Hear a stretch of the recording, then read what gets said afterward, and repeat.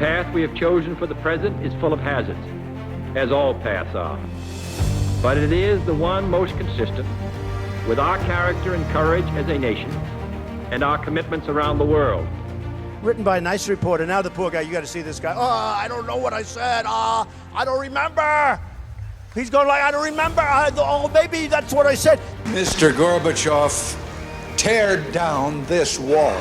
Stand up, my club champion. Stand up. Do I hit the ball good? Do I hit it long? Is Trump strong? They had their entire lives ahead of them. Birthdays, graduations, weddings, kids of their own.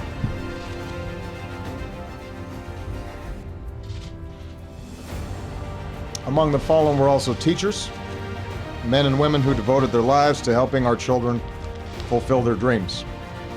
So our hearts are broken today. They say, I have the most loyal people. Did you ever see that?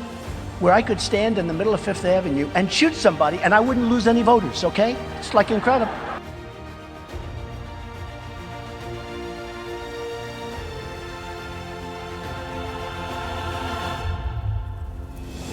I'm a very stable genius. I'm an extremely stable genius.